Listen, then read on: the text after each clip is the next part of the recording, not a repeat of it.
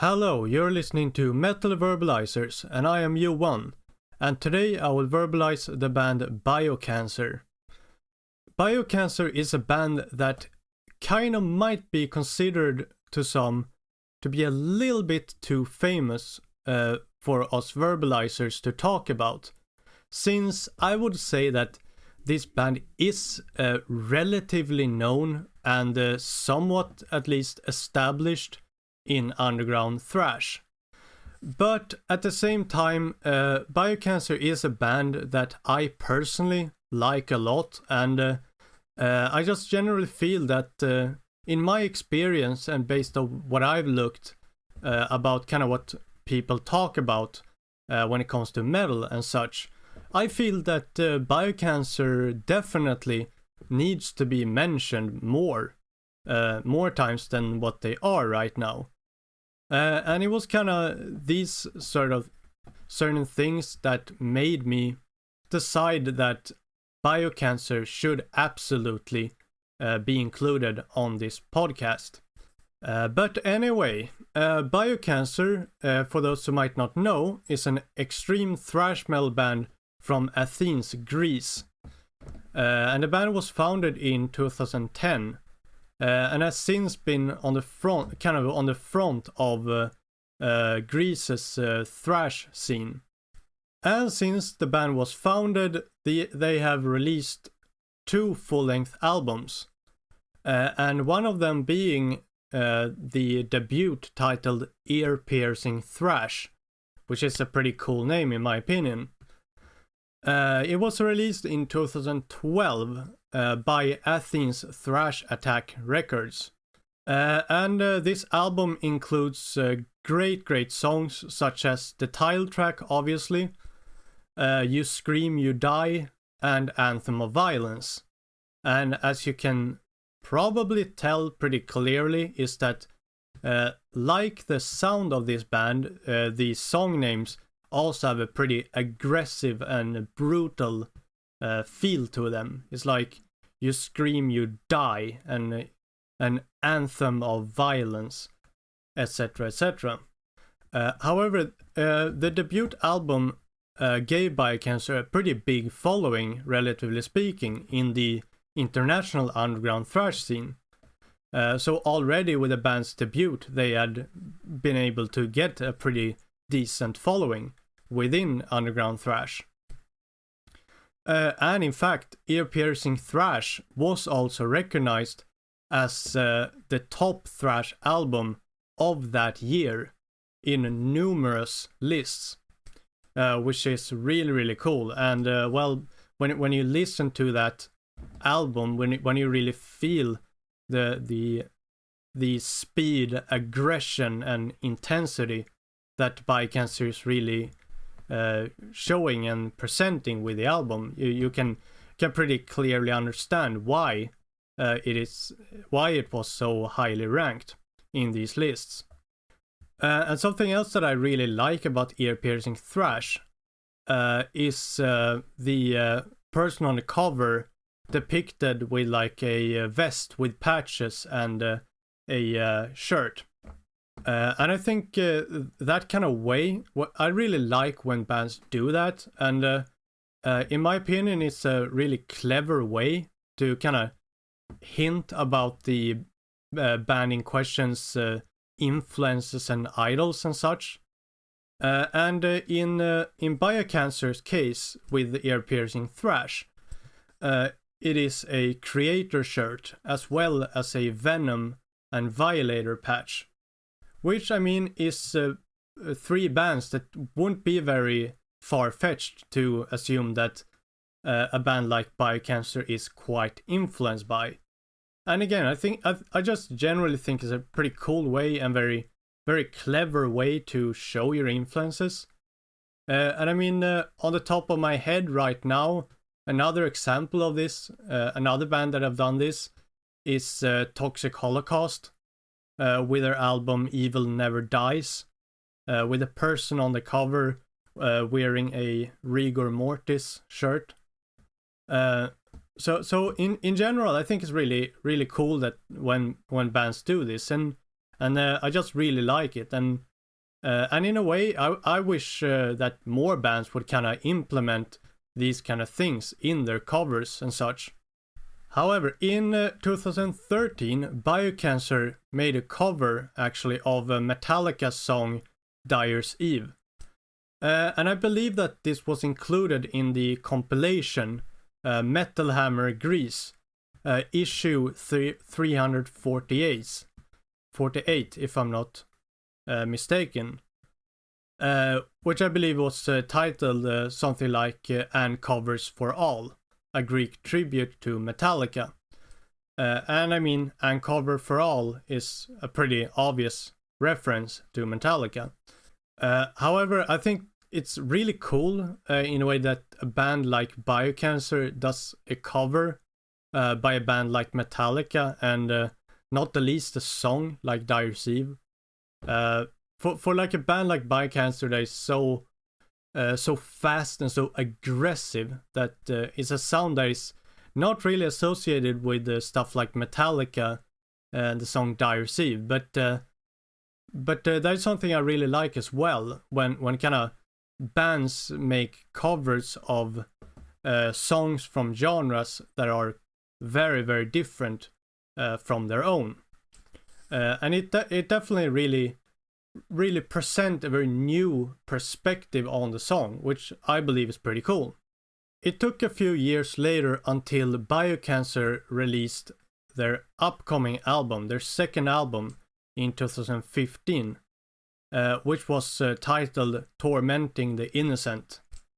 This album was released through Candlelight Records this time.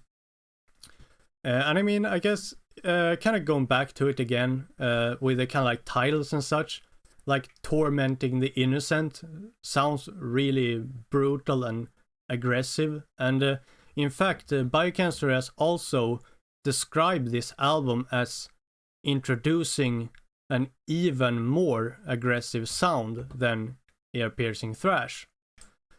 And this kind of helped Biocancer to gain more fans from genres such as black metal and death metal as well, and not only from thrash metal that was perhaps the case before. And it was actually a song from Tormenting the Innocent that introduced me personally to Biocancer, and the specific song in question that was the first I heard by Biocancer was Haters Gonna Suffer. And I mean, I still go back to the song many times, and it's a really fast and aggressive song. And to be honest, it kind of surprised me in a way when I heard that the first time. And I believe it's also Haters Gonna Suffer that has the obvious reference in the intro to the movie Taken, which is kind of, again, like the kind of when music is making references to movies and such, that is something I think is pretty cool as well. And I don't know, it kind of, it makes things really interesting in a way. However, I believe that perhaps, at least to an extent, the more aggressive sound on this album also gave Biocancer the ardility to play live shows with other very famous and established bands, such as Marduk, Origin, Immolation, and Voivod, etc. And also, Biocancer told me that they have played in over 30 countries. And some noticeable shows that the band has made is Up the Hammers in 2014, Japanese Assault Fest in 2016, Bloodstock Open Air in 2018, as well as Rockstad in 2019. Biocancer also played a month-long tour in China. And something that's really cool about this, and something that amazed me, is that this actually marked the first time ever that a metal band from Greece has played in China. which just that fact itself is pretty cool, I think, and definitely a really cool thing for Biocancer to kind of be the first Greek metal band ever to play in China. So that was a really cool fact that Biocancer told me as well. Biocancer is a band that has been pretty active throughout the years, and have definitely been a very hard-working band. But then, unfortunately, for many bands, COVID happened, which obviously made things very, very difficult for bands. However, Biocancer did not stop being active throughout this time. In fact, they were very active throughout the COVID, and when that was at its worst, so to speak. And the way that Biocancer used that time was to finish the composition, recording, and production of the third full-length album. And Biocancer told me actually that the recordings, mix and master, and cover artwork are all completed for the third album. And pretty much the only thing that is actually is still remaining for Biocancer is to find a record label to actually release the album. And then after that we will finally have the third Biocancer album, which is something that I'm looking forward to a lot. However, something that it didn't tell me was that they did not tell me what the album will be called, and they did not tell me when it will be available, and nor did they tell me or show me anything about the album cover art. So I guess that is still unknown, and I'm definitely gonna keep my eyes open for that, and I would like to encourage you to do the same.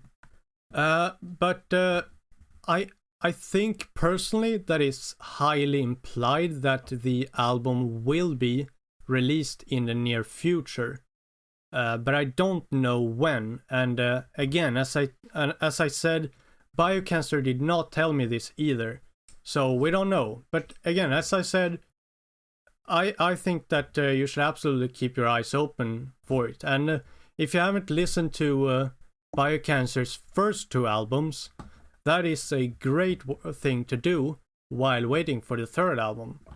And I mean, if you have heard the two albums, I'm sure that you know that they are absolutely great, and you should listen to them again, which is exactly what I'm going to do after recording this.